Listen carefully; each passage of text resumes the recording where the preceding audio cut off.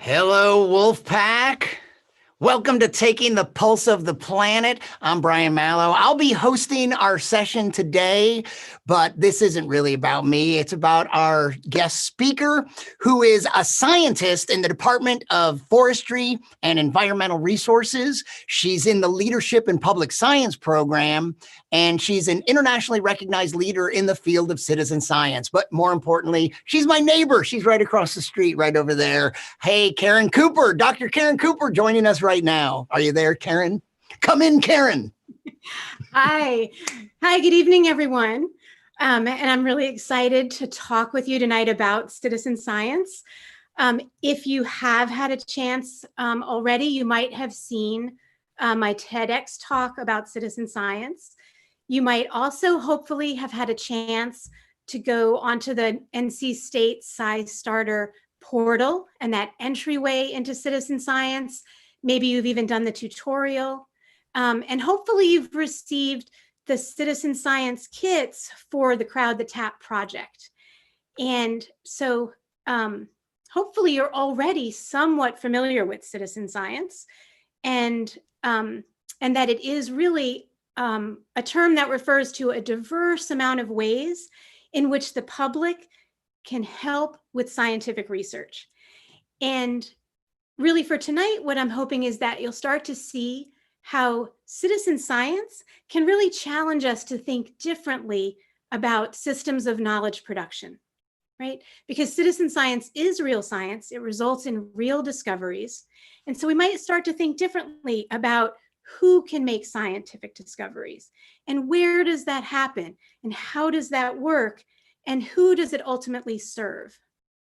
And so we'll also talk a bit about citizen science at NC State and what that means for you as a student if you're coming here to become a scientist, and what it means for you as a student if you're coming here to pursue a career that maybe has nothing to do with science. Because the key thing about citizen science is that it is for everyone. It is science by the people, for the people, and it's a way that you and your family can do something meaningful and impactful right now from home, even during this pandemic. And I'm really glad that my neighbor, Brian, is here with us because he's an amazing citizen scientist. And also you'll recognize him from some of the how-to videos for Crowd the Tap. I look forward, I hope that at some point during your time with NC State that we get to meet. But even without meeting you right now, I can guarantee you that I have something in common with all of the incoming class, and that is that I was an undergraduate at NC State. And so I'm going to share a picture. Let's see here if I share my slides. Sorry about that. So this is me back in my sophomore year at NC State with a bear that's sedated. So I was an intern on a project studying bears up near Asheville. NC State is absolutely fabulous with providing opportunities for students to gain real world experience in whatever field they might choose, which for me was the field, doing field work. And while I was an undergrad at NC State, I did internships with the North Carolina Wildlife Resources Commission, with the U.S. Fish and Wildlife Service, with the U.S. Forest Service, and more. And I studied bears and parrots and songbirds and hawks and owls and all kinds of things. And then I went on and I got my master's and then my Ph.D. because I was determined to become a scientist. And I was very inspired at a young age by by Jane Goodall, who I hope some people have heard of. And she was like my science hero. And in following her, there was a lot of stereotypes, I guess, about scientists that I had developed. And one was that I thought scientists work alone, far away from civilization, out in pristine nature. This is how I envisioned wildlife biology all the time. And that it was very elite. Like there was just a few people that could make the cut to be able to do that kind of work. But then I also knew at the same time that she would come back occasionally and she would use her individual passion and her clout to save species, to advance conservation. And really, so what's funny is that the only reason I knew about her, I see now, is that she was a public scientist, right? She was great at science communication and at bringing her work out and sharing it with the world. And so it's actually only recently that I have returned to NC State, and I've done so as a public scientist. And I'm in what's called the Leadership in Public Science program. And you can visit our website. And on our website, we list some classes that are available for undergraduates to start to begin to learn the skills of public science. Now, my public science aspect is a little different than Jane Goodall's in that I focus on citizen science. And that is, like I said, the engagement of the public in scientific research. And what I really like about it is that it's actually the opposite of that stereotype about science that I had when I was growing up. Instead of working alone, it's highly collaborative, both with people, other professionals and other disciplines, and really with everyone potentially. It's not far away. It's not science in a distance. It's science that happens in our everyday lives, things that any of us might observe and document and share as part of our daily life, and nature, everyday nature around us. And that makes it egalitarian because all of us can participate.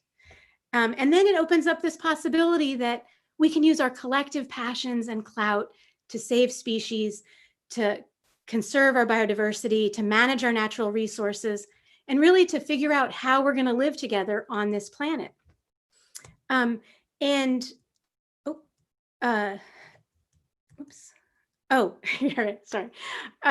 And actually, it makes a great analogy to the wolf pack, because it's really like a wolf pack. It's everyone doing their part towards a common goal. And in this case, the common goal is scientific discovery. And what's exciting too with it is that NC State is a leader in citizen science, and we are the first to have a citizen science campus program. And so I want to just take a few minutes to describe that program to you. Hopefully some of you have already done steps 1 and 2, where you start at citizenscience.ncsu.edu, and you can click join or get started on SciStarter, and then you'll log in through your NC State email credentials. So you activate your SciStarter account. And then step 2 is to take our tutorial and get your certificate for being a citizen scientist. And I want to point out that we have a student-run and student-organized citizen science club, and you can find out more about how to join it from our website there. Step 3 is really that we're offering up sort of 6 projects that you can choose from to get started. Now, I've made it easy for you to get started on Crowd the Tap because we've sent you some kits for doing some at-home water chemistry testing. And we can talk more if there's questions about that. But Crowd the Tap is a project run out of my lab and funded by the EPA, really to help ensure safe drinking water. Sourdough for Science is a project run out of the McKinney and Dunn labs that is really fun to do some experiments in your kitchen. And there's some citizen science projects that are entirely online, like this Instant Wild, where you look at photographs and you identify animals in the photographs that were taken by automated camera traps. So that's just a little bit of a sampling of some of the citizen science projects that you can get started with right now. I also want to emphasize some of the projects. There's 3 that we feature here related to fighting COVID. And one of them is called COVID Near You. It's a very simple symptom tracker, right? It's putting together, there's millions of people already using this website and app and reporting daily on whether they have symptoms or not. And it's helping track the spread and model the spread of this disease. And then there's 2 projects that are actually what's called gamified citizen science. When you do these projects, it actually feels like you're playing sort of like a video game or solving a puzzle. One of them is focused on RNA, and one is focused on proteins that are produced by RNA. And they're both geared toward designing these molecules in a way that holds the potential to make antiviral drugs. So I encourage you to check out these projects. And what's exciting, though, is these are just the start and just the beginning, because there's actually thousands of citizen science projects. They are in so many different disciplines and fields. And I guarantee you that no matter what your interests might be, that there is a citizen science project that is right for you. So I hope you will get started and start making an impact today. And Brian, I'll stop sharing my slides and we can start with some questions and answers. As you mentioned, so I only recently registered at SciStarter, and I've of course participated in Crowd the Tap and made the videos for you, but I've actually done quite a few citizen science projects. And one, I didn't get to do the belly button, the microbes in your belly button, but I did one where my armpits were swabbed, and that came out of Rob Dunn's lab. And I did another one where they took face mites off my face. And I did one with Roland Kays a few years ago where I had a camera trap in my backyard because I live in an urban here within the city, a mile and a half from downtown. So what kind of stuff shows up in my yard? Right. My yard, it wasn't very interesting. So many ways to contribute. Yeah. So they're fun. And they are fun. I bet you learned a lot from doing them too. I did. I've learned, I think, and I've definitely learned a lot with Crowd the Tap because I had to know a little more to make the videos and do each thing. So yeah, I think I just find them fun. I think I said that in the video, but okay, so we do have some questions already. We invite questions from viewers now, and you'll have to be quick because our whole session's about half an hour, but I already have some questions that were submitted in advance. I think the question that was asked most, many people were asking COVID questions. A lot of them were, are there citizen science projects to help us fight COVID? And those are really interesting ones. I'm intrigued. I hadn't heard of the Eterna. First. Yeah, but folded, I'm fascinated by, because you design a protein, and then for both of them, candidates that seem like possibilities for actual antiviral treatments, they will synthesize them in the lab. So you'll design a protein and then they're going to make it in the lab and try it against the spike protein on the surface of the. Yeah, with the coronavirus, you know how it has that appearance with the spikes on it, and that is how it gets into cells. And so with Foldit, yeah, they've been, and they have like 200 designs so far or something like that.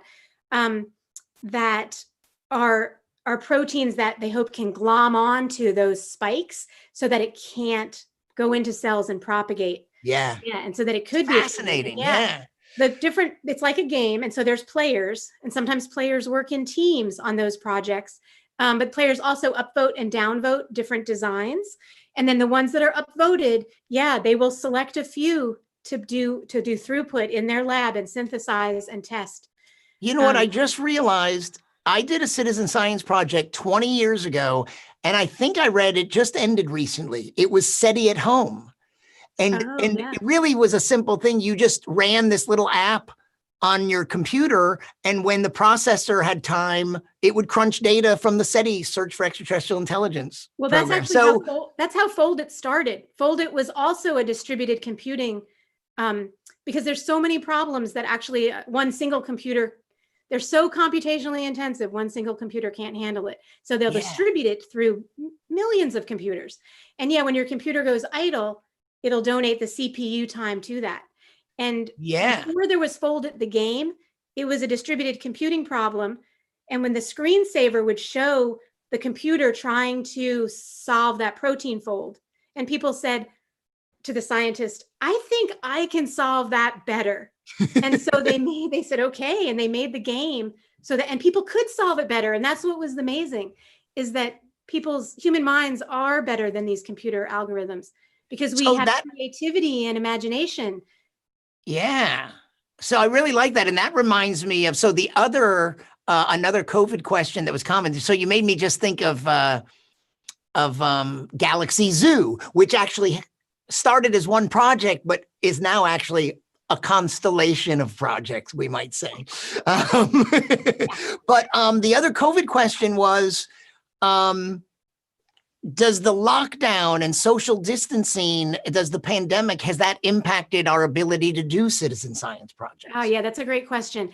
And it's both a yes and a no, because it depends on the style of citizen science. I would say that for the majority of citizen science projects, they were designed for people to do kind of at a social distance, like they weren't phrased that way, but it was for people to do, people who are distributed spatially across the landscape, because they're in places where scientists can't visit every single home or every single backyard or, every single place. And so, yeah, many citizen science projects are ideal during this time to do something with your time, to do something meaningful, because it's about sharing observations right from where you live, or even doing projects that are entirely online, like that Instant Wild or Folded or Eterna, right? These ones that are entirely on the computer. Now, not all citizen science projects are that way. Some, like some types that are pretty common, are called bioblitzes. And a lot of our national parks hold these, sometimes state parks have them, where they invite people to come together for like 24 hours and record every type of biodiversity they can find. And that involves an in-person event. And so, of course, those kinds of citizen science where there's in-person trainings, or people need to sample streams together and work in teams, yeah, those have been affected. Yeah. And so, yeah, it's a bit of both.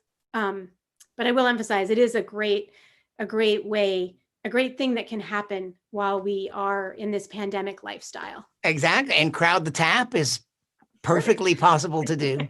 Good right? plug, yeah. Now, probably the other most asked question was about the fact that non-scientists are gathering this data, untrained, regular people. So can you trust the data when it's being collected by such a diverse group of untrained people? Yeah, and that's another great question, and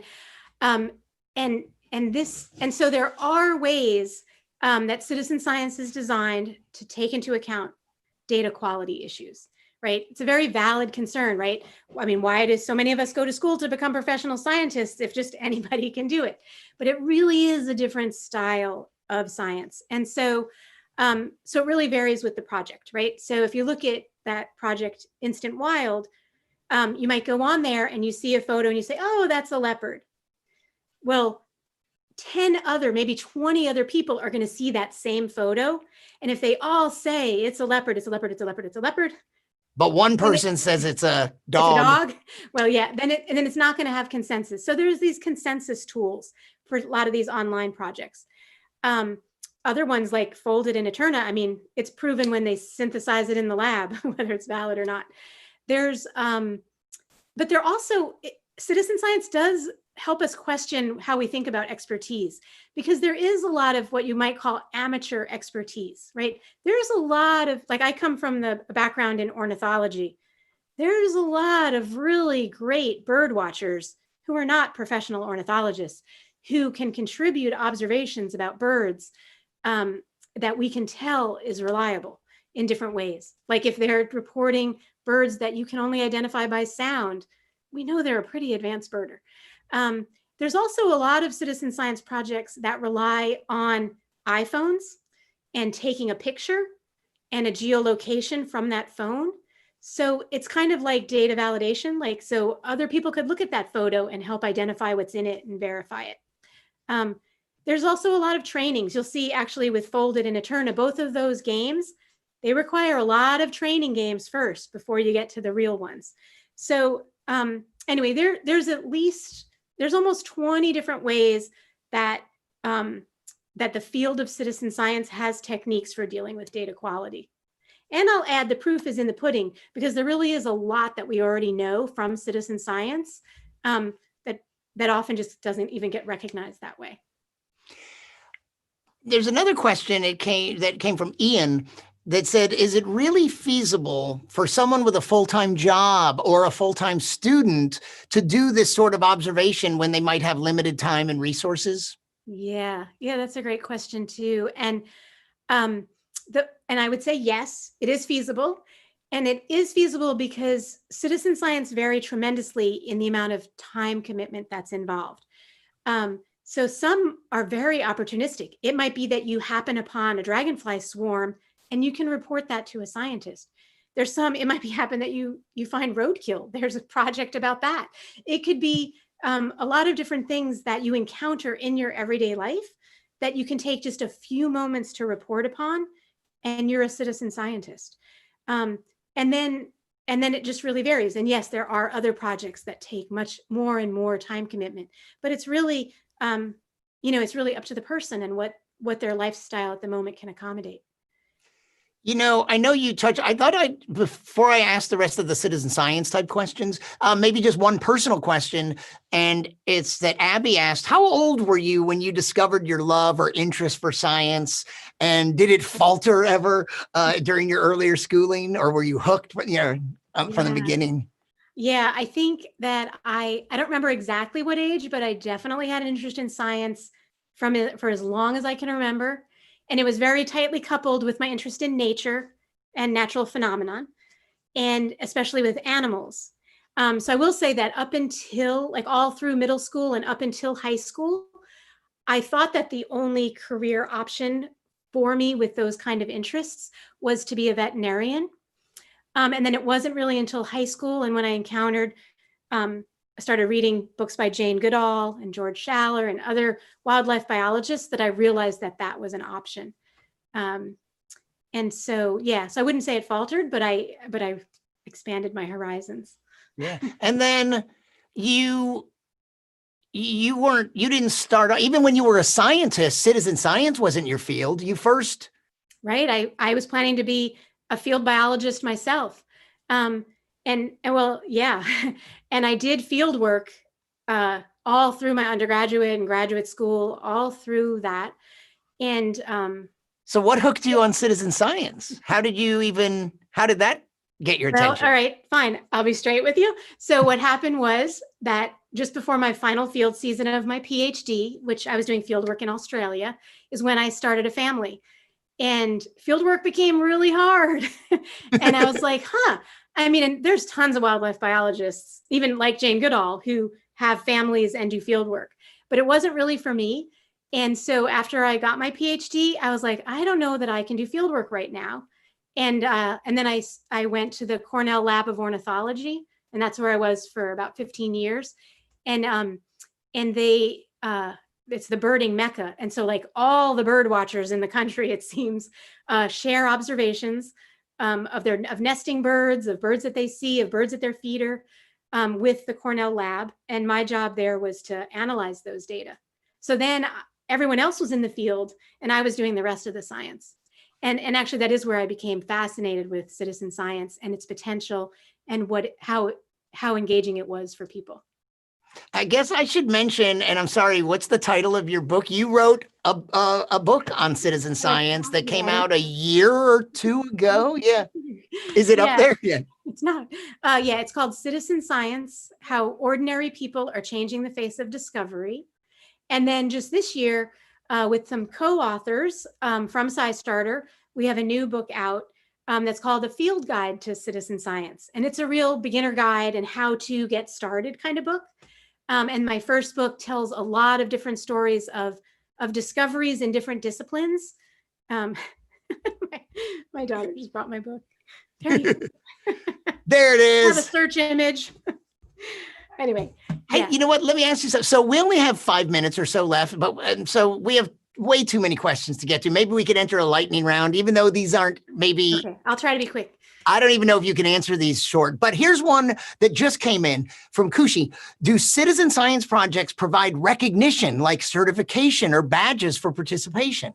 Oh, yeah, that's a great question. And so it really varies with the project, and there are more and more that are providing badges. Sometimes they have leaderboards or whatnot. Some that might be providing micro-credentials.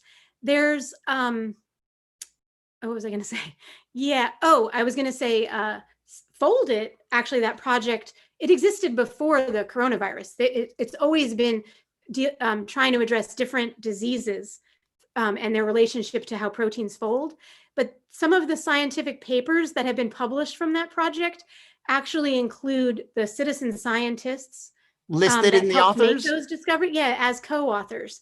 So Nice. sometimes people are acknowledged as co-authors, sometimes they're acknowledged in the acknowledgement sections of the papers that come out. And then, sometimes there's badges and things like that. Have any celebrities gotten involved in citizen science? Jared wants to know. Yeah, it's a good question. I would like to know if there were some celebrities. Yeah. You're a celebrity, Brian. Very minor. Here's something that here from two people, basically the same question. Anna had previously asked, and Catherine just asked, how do I get involved in citizen science where I am, or where's a good place to get online and get started? Yeah. So if you're an NC State student, then you go to citizenscience.ncsu.edu. And if you go from there, there's a button to get started in SciStarter. That brings you into our customized NC State experience within the SciStarter.org website. I mean, you could also go to SciStarter, and from there you can also explore. It sounds like it's like like the AOL version of using the internet in the early days. It's okay. That's gonna go. I don't. That's sorry. Yeah. That's an old person joke. So I mean, there's probably also a lot of places. Like a lot of towns have a watershed association that monitors stream water quality and lakes and rivers. There's water keepers. So there's Audubon groups. So there's a lot of local organizations in most towns that do citizen science. They won't necessarily advertise it as citizen science, but they're going to be bird watching. They're going to be e-birding. They're going to be doing a lot of these projects. But I would say we've designed this NC State custom experience for you to get started in citizen science. And also there's dashboards where you keep track of the projects that you do. And we can also see what you do and give credit. We actually do hope, I hope that we can do more to acknowledge the citizen science contributions of students as we move forward. Yeah.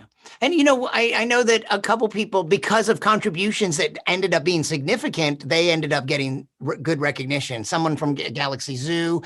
And, a couple people asked, both Rachel and Brian, is there an estimate for how much time and money citizen science saves scientists? Yeah, good question. And some people have looked at that, but it's a little bit of an apples and oranges comparison because citizen scientists don't do the same thing that scientists do. So they're not like replacing scientists, they're working with them. They are expanding the types of questions that scientists can address by crowdsourcing observations from so many places and over such long time scales and spotting rare events and all kinds of things, right? Having more eyes and ears and noses and whatever out there to gather observations. So citizen science projects seem like they're free and cost savings, but they actually require a big investment. One of my colleagues likes to say they're free as in puppies, right? And how someone might give you a puppy for free, but then, you've got to go take it to the vet, you got to pay the vet bills, you got to pay for food, you got to care for it. It's like a lot. And it's the same with citizen science projects. It's a lot to care for and manage all the volunteers. And it's a lot to care for and manage and make sense of all the data, big data that comes in.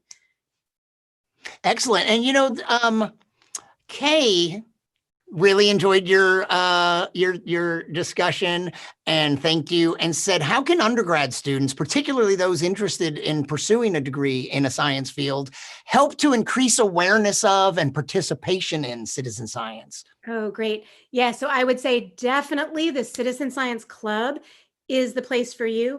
The Citizen Science Club, there's people from all majors in the club, but one of the things, they do two things. They do citizen science projects, but they also are ambassadors of citizen science.